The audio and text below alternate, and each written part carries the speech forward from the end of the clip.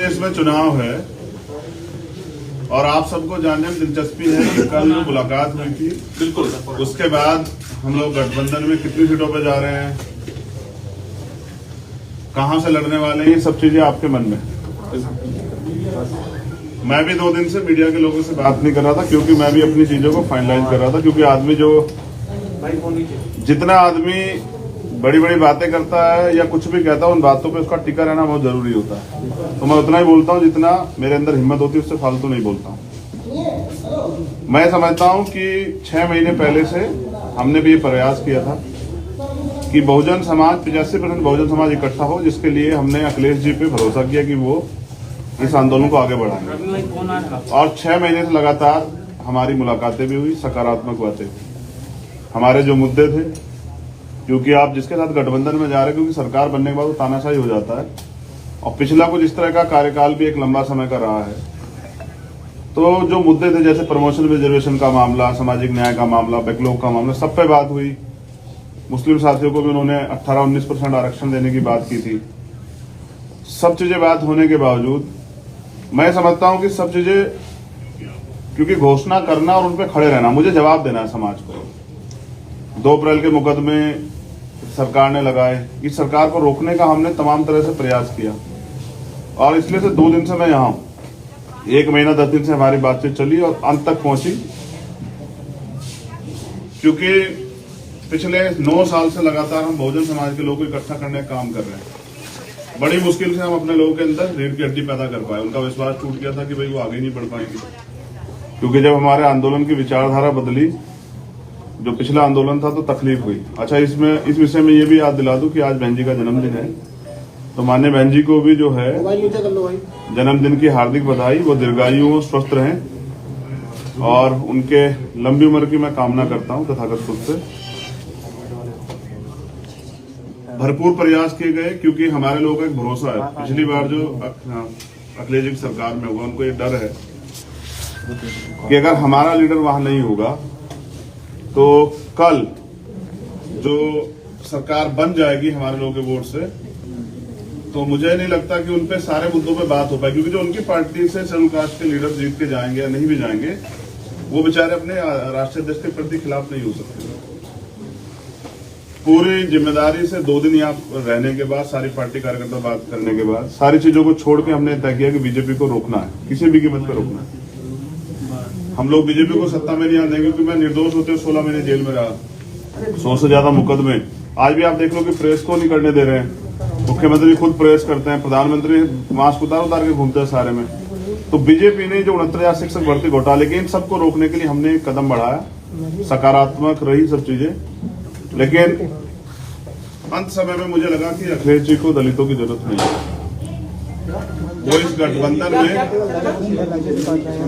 गठबंधन में दलित नेताओं को, दलित लीडरशिप को नहीं चाहते।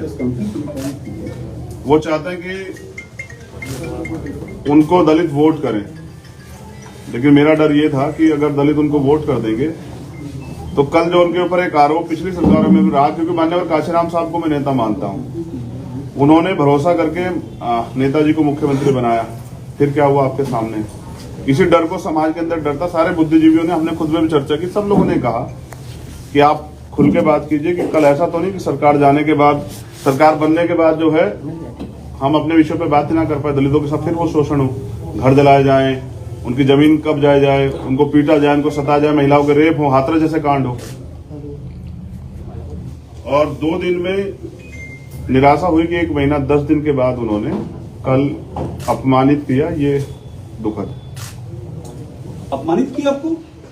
ये बहुजन समाज के लोगों का उन्होंने अपमान किया है। किसने सर? अखिलेश यादव ने। मुझे ये भरोसा था कि वो भी 85% बहुजन समाज के लोगों को इकट्ठा करने का प्रयास करेंगे, क्योंकि हम सब लोग भाजपा को रोकने का प्रयास कर रहे थे। मैं समझता कि यहाँ पीठ के दर्द के बाद भी 2 दिन से हूँ कि किसी तरह से बात सकारात्मक हो जाए, लेकिन कल आने के बाद उन्होंने कहा था कि मैं शाम तक बताता हूँ, उनका जवाब अभी तक नहीं। तो मैं समझता हूँ कि वो इस गठबंधन में दलित समाज के लोगों को नहीं चाहते, जबकि बड़े पैमाने पे हमारे साथी जो हैं, जो कार्यकर्ता, जिनकी वजह से आज चंद्रशेखर यहाँ बैठे हैं, बीमार में आजाद समाज पार्टी के, उनकी ये मन था कि वो बीजेपी को रोकने के लिए इस गठबंधन का हिस्सा बने। मैंने कल ट्वीट भी किया था, आप सब लोगों ने अपने मीडिया के माध्यम से चलाया, तो मैंने कहा था कि आप अगुवा हैं, आपकी जिम्मेदारी है। दलित समाज, पसमानदा समाज, आपका दस्तकार समाज, पीड़ित समाज, वंचित समाज, पिछड़ा वर्ग के सारे नेता आपके साथ इसलिए इकट्ठा हो रहे हैं कि आप सामाजिक न्याय करेंगे। लेकिन मुझे लगता है कि अभी अखिलेश जी सामाजिक न्याय का मतलब नहीं समझ पाए। सामाजिक न्याय कहने से नहीं होता है। हम काशीराम साहब को मानने वाले लोग, जिसकी इतनी संख्या बार उसकी इतनी हिस्सेदारी की बात करते हैं, तो 25-25.5% दलितों की हिस्सेदारी ये है कि वो उनको गठबंधन में नहीं रखना चाहते। मीडिया के लोगों से मुझे शिकायत है कि बिना मेरे किसी ऑफिशियल स्टेटमेंट के, ना उनके कोई ऑफिशियल स्टेटमेंट के, आप लोगों ने भी किससे कहीं से खबरें चला दी कि ये सीट मिल रही है, वो सीट मिल रही है। नहीं चंद्रशेखर जी, टीवी9 ने चलाया, हमने नहीं चलाया। और मैं उन साथियों से भी कह रहा हूँ कि कम से कम पत्रकारिता गरिमा तो बना कर टीवी9 ने चलाया है। स्पष्ट कीजिए गठबंधन हो रहा है, नहीं हो रहा है, काफी सारी बातें कह रहे हैं, नाम लेकर स्टेटमेंट क्लियर दीजिए। और आगे की रणनीति आपकी क्या है? देखिए, मैं फिर क्या बात करके पारित किया? मैं यही कह रहा हूँ ना कि 1 महीना 10 दिन से उन्होंने हमसे बात की, तय करके रखा और हमसे कहा कि आप परेशान मत हो।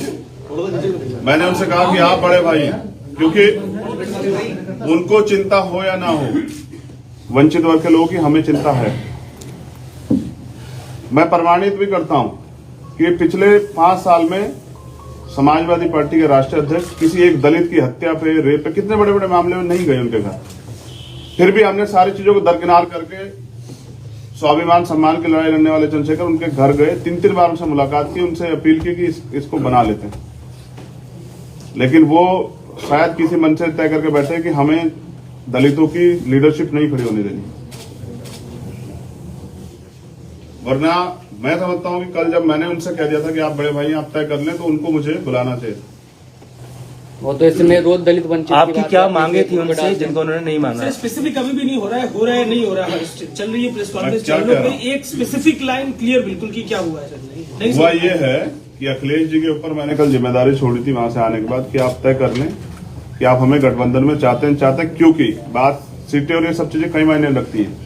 कल हम उनके लिए प्रयास करेंगे कि उनकी सरकार बन जाए, तो उसमें उनमें हमारे हितों की रक्षा होगी या नहीं होगी। कुछ मुद्दों पे वो, जैसे प्रमोशन में रिजर्वेशन का बिल फाड़ा गया, उन्होंने मना कर दिया कि वो इस पे नहीं करेंगे। तो हम दलितों और पिछड़ों के लिए चाहते थे कि भाई प्रमोशन रिजर्वेशन के बिल पे स्थिति साफ करें, बैकलॉग पे। कहने से नहीं होगा, आपको देना पड़ेगा जवाब, आपको नोट बना के देना पड़ेगा। हमारा यह था कि आपको कहनी पड़ेगी मजबूती से बात कि हम करेंगे। और हमारे लोगों को ये लगता है कि जब आप वहां नहीं हैं तो उनके कहने से फर्क नहीं पड़ता, वो करेंगे नहीं। क्योंकि पिछले भी हम पे एक उदाहरण है, लंबे समय से कितने मामले हुए हैं और अखिलेश जी चुपके साबित करते हैं कि वो दलितों को, जैसे बीजेपी आज खेल कर रही है ना कि दलितों को खाना खा रही है, वो आज भी साबित कर रही है कि लोकतंत्र में जहां सबको बराबर की हिस्सेदारी, सम्मान है, अवसर है, वहां वो भी जिस तरह खेल कर रही है। मुख्यमंत्री कल दलितों के खाना खाने गए, तो बीजेपी जैसा ही जो है ना व्यवहार उनका कल देखने को मिला। चंद्रशेखर भाई, एक सवाल आपसे ये है चंद्रशेखर भाई, देखिए ये पहले तो ये क्लियर कर दीजिए, एक छोटा सवाल ले लीजिए। बस 2 दिन से आप इंतजार कर रहे हैं ना। मैं भी 2 दिन से, मुझे 9 साल हो गए इस लड़ाई को लड़ते हुए। 9 साल से मैं इस लड़ाई को लड़ रहा हूँ और कभी भी दलित, पिछड़ों पे, आदिवासियों पे, पसमानदा पे कभी उनके हितों की रक्षा की बात होती है, चाहे सीएनपी एनआरसी का मामला हो। मैं पहला शख्स था जो जेल गया। नेता डर रहे थे कि मुसलमानों की लड़ाई लड़ेंगे तो यहाँ जो है दिक्कत आ जाएगी। मेरी चीजें ये है ना, जो आपने पिछले घोषणा पत्र के आपने तो उनको तो पूरा नहीं किया, इसलिए मैं उनसे चाहता था कि वो स्टेट अपना जो है ना वो फाइनलाइज करें, मजबूती से रखें, लेकिन वो नहीं चाहते हैं हमारे मुद्दों बात कर। तो कहने से नहीं चलेगा, तो हमने तय किया है कि अभी हम समाजवादी पार्टी के साथ गठबंधन में नहीं जा रहे। अब हम, क्योंकि हमारे कार्यकर्ता जिन्होंने पिछले 6 साल से उत्तर प्रदेश में लड़ाई लड़ी है, घर घर जाके लोगों को तैयार किया है, बीजेपी के से हमने लाठियां खाई हैं, हमने मुकदमे झेले हैं, बीजेपी के खिलाफ जो है हम लोग लड़े हैं उत्तर प्रदेश में। सीएनपी एनआरसी का मामला हो, चाहे वो 69 शिक्षक भर्ती का मामला हो, हम सड़कों पे लड़े हैं। तो मैं समझता हूं कि अपने लोगों के हितों की रक्षा में स्वयं करनी पड़ेगी। मैं 25% दलितों के स्वाभिमान की रक्षा करने के लिए हूं, उनको मैं अपमानित करने के लिए। मैं तो माननीय काशीराम साहब को नेता मानता हूं ना, उनको राष्ट्रपति बनाने का अवसर मिला, बीजेपी ने कहा बना देंगे, उन्होंने छोड़ दिया। मेरी लड़ाई विधायक एमपी बनने की नहीं, लड़ाई सामाजिक न्याय की है। मैंने कल उनके पाले में छोड़ी थी, उनका जवाब नहीं आया। मैं मानता हूं कि वो दलितों का नेतृत्व और दलितों की हितों के मुद्दों पे बात नहीं करना चाहते। मुझे भी उम्मीद है कि मेरे बाद हो सकता है वो स्टेटमेंट देके हम ये करेंगे, लेकिन हमने तो सबके देखे। प्रधानमंत्री भी कहते 2 करोड़ रोजगार देंगे, प्रधानमंत्री भी कहेंगे जो है 15-15 लाख देंगे, ये करेंगे वो करेंगे, लेकिन देश बेच दिया। तो बीजेपी को सत्ता से रोकने के लिए मैं चाहता था कि एक लार्जर लाइंस बन जाए, क्योंकि अगर विपक्ष में थोड़ा सा बिखरा होगा उसका फायदा बीजेपी को होगा। इसलिए मैं 2 दिन से यहाँ चंद्रशेखर भाई अब क्या करेंगे आगे? अब दलित समाज के लोग, वंचित वर्ग के लोग, बहुजन समाज के लोग अपने हितों की रक्षा के लिए अपनी लड़ाई स्वयं लड़ेंगे। मैं समझता था अखिलेश जी दूरदृष्टि है, वो समझते होंगे कि लड़ाई आज की नहीं है, उत्तर प्रदेश से केंद्र का रास्ता तय होगा। लेकिन पिछली बार जिस तरह से माननीय काशीराम साहब के साथ धोखा हुआ कि उन्होंने माने नेताजी को मुख्यमंत्री बनाया और वो फिर ठगे से रहे कि मैं इनका वजूद बना के जो है ना अपने लोगों को कमजोर नहीं कर सकता हूं, उनके हितों की रक्षा के लिए चुप नहीं रह सकता हूं। मैं सरकार में इसलिए नहीं शामिल होना चाहता कि अभी तो सरकार बनी भी नहीं है कि मैं अपने लोगों की हत्याओं पर, तमाम तरह की समस्याओं पर चुप हो जाऊं। मैं नौजवानों की बेरोजगारी के मामले चुप हो जाऊं, ये मुझसे नहीं होगा। चंद्रशेखर भाई अकेले लड़ेंगे क्या? सवाल आपसे ये है, अपने दम पे लड़ेंगे कितनी सीटों और प्रयास करेंगे जो अभी बिखरा विपक्ष है उसको एकजुट करें। अगर वो नहीं होगा तो अपने दम पे लड़ेंगे। चंद्रशेखर भाई एक सवाल आपसे ये है मेरा, कांग्रेस मायावती मैं फिर कह दूं आपसे, मैंने माननीय बहन जी सबसे पहले प्रयास किया, वो हमारी नेता बड़ी है कि उनके साथ एक गठबंधन हो। मैंने खूब प्रयास किया। मैं स्वाभिमान सम्मान की लड़ाई लड़ता हूं, उसके लिए मैं तमाम मुकदमे, जेल, सब चीजें देखी, तिहाड़ भी 2 बार गया, लेकिन मैंने हमेशा प्रयास किया कि एकजुटता बनी रहे। मैंने बहन जी से प्रयास किया, उन्होंने कोई इस पे सहमति नहीं की। मैंने भैया से प्रयास किया, मैंने उनको बड़ा भाई माना, क्योंकि मुझे पता कि शायद उनको कुछ ना हो, लेकिन अगर सरकार बीजेपी की आ जाती तो अगले 5 साल में जो दलितों को, मुसलमानों को, पिछड़ों को, आदिवासियों को और सब समाज को जो झेलना पड़ा और जो पिछले 5 साल में झेलना पड़ा, कहीं मैं उसका हिस्सेदार ना बन जाऊं। चंद्रशेखर भाई पर सवाल ये है कि आखिर वजह क्या रही? क्योंकि देखिए हम ये खबर लगातार चला रहे, गठबंधन नहीं हो सका, टीवी नहीं आपको अखिलेश जी 12:30 बजे मिलेंगे, लेकिन ये बताइए कि आप उनसे पूछिए कि कद बड़ा हो रहा है, इसलिए आपका कद बड़ा हो जाएगा इसलिए नहीं गठबंधन किया क्या? मेरा कद, मैं समझिए ना, मैं व्यक्तिगत तो लड़ाई लड़ ही रहा हूँ, मेरे कद की क्या है? अच्छा, क्या मैं, आप तो पूरे प्रदेश का मेरा काम जानते हैं, 23 प्रदेशों में हमारा संगठन है, मैं तो बिहार तक चुनाव लड़के आपने दम पे, तो मैं क्या उत्तर प्रदेश में नहीं लड़ सकता हूं? लेकिन मेरा प्रयास ये था, क्योंकि मैं नहीं चाहता कल किसी दलित का, की बच्ची का, किसी मुस्लिम समाज की बच्ची का, किसी अन्य धार्मिक अल्पसंख्यक समाज समझ, किसी स्वर्ण समाज की बच्ची का भी रेप, हत्या हो। हमने देखा ना उन्नाव क्या हुआ, हमने देखा ना हाथरस क्या हुआ। इस बीजेपी को रोकने के लिए मैंने अपना स्वाभिमान दांव पे लगा दिया, जबकि मेरे वर्कर नहीं चाहते थे, वो चाहते थे कि हम अपने हितों की लड़ाई स्वयं लड़े।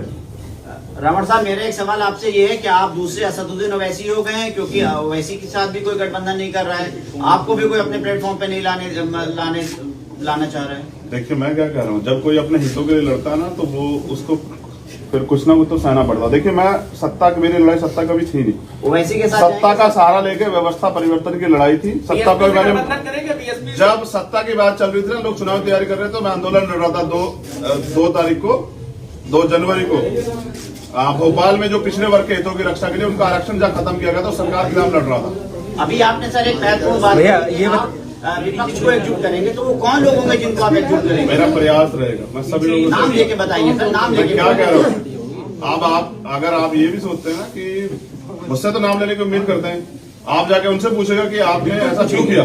जब आप पूछेंगे तो मैं पर्सनली आपको नाम लेके बताऊंगा। मेरा काम है कि जो बटा हुआ विपक्ष है वो एकजुट, और मैं इसके लिए 2 दिन और प्रयास करूंगा पूरी जिम्मेदारी से। नहीं होगा तो भीम आर्मी के लोग, आजाद समाज पार्टी लोग अपने दम पे चुनाव लड़ेंगे।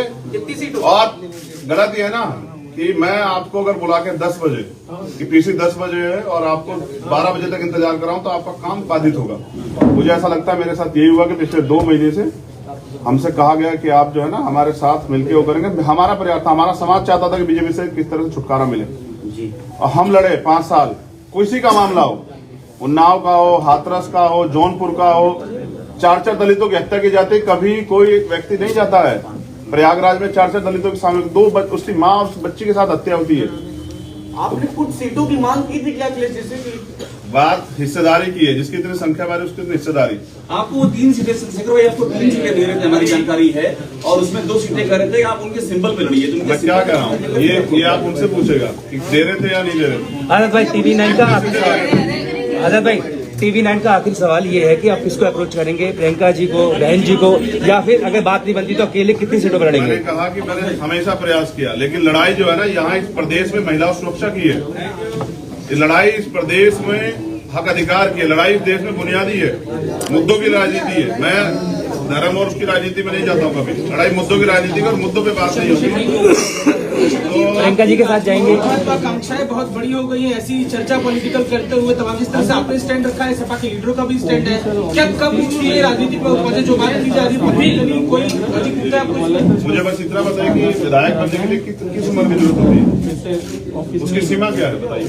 मैं किसी में हूँ, आप बताइए, पत्रकार है ना, आप बताइए क्या सीमा होती है कि विधायक का चुनाव लड़ने के लिए। मैं एक बड़े समाज को बिलोंग करता हूँ और मेरे अपनी चिंता है। अगर आप ये कहना चाहते हैं कि दलित समाज के लोग अपना प्रतिनिधित्व मांग रहे हैं तो गलत कर रहे हैं, तो ये आपकी गलतफहमी है। इंडिविजुअल राजनीतिक मैं फिर क्या कर रहा हूँ, इंडिविजुअल राजनीतिक महत्वाकांक्षा, मैं तो जिसको नेता मानता हूँ उन्होंने राष्ट्रपति का पद छोड़ दिया। मैंने उनको बड़ा भाई कहा और मैं इस रिश्ते को निभाऊंगा, लेकिन लड़ाई प्रतिनिधित्व की है, हिस्सेदारी की है। आपके समाज के लोग किससे भीख नहीं मांग रहे हैं सर। आपके ऐलान के बाद अगर अखिलेश जी का फोन आता है तब आप क्या करेंगे? अभी आपने कहा अखिलेश जी ने फोन नहीं किया, अगर आपके ऐलान के बाद अखिलेश जी का फोन आता है तब आप क्या कहा? फोन नहीं किया ना, जिनको जिम्मेदारी लगाई थी उनके साथ बात नहीं की है। दरवाजे बंद हो चुके हैं क्या आपकी तरफ से समाजवादी के? राजनीति में कभी दरवाजे बंद नहीं होते हैं। जो लोग एक दूसरे के खिलाफ मुकदमा कराते हैं वो भी साथ लड़ जाते हैं। मेरा प्रयास ये है कि एक मजबूत आप विपक्ष बनता जो बीजेपी को रोकता, जिसमें सबकी भागीदारी होती है। आप बताओ उनके पास अभी कोई दलित समाज के कोई पार्टी लीडरशिप है क्या? मेरे आज के बाद शायद वो किसी पत्थर करने लग आप जाए। दलित समाज, मुस्लिम समाज की बात करते हैं, क्या वो इसी के साथ आएंगे आप चुनाव लड़ने? नहीं अकेले हैं, एक और एक 11 होते हैं, वो इसी के साथ जाएंगे। जो कुछ होगा, आज 2 दिन का समय आपसे लिया है, उसके बाद अपनी बात आपसे रखेंगे, लेकिन कभी भी दलित समाज के सम्मान से खिलवाड़ नहीं होने दूंगा, ना उनके सम्मान से जो है ना खिलवाड़ करने दूंगा। मैंने विश्वास किया कि हम इस बीजेपी को रोकने के लिए सक्षम हैं और हम जो बिखरा फिर उसको इकट्ठा करेंगे, एक मजबूत लड़ाई लड़ेंगे उत्तर प्रदेश में। धन्यवाद।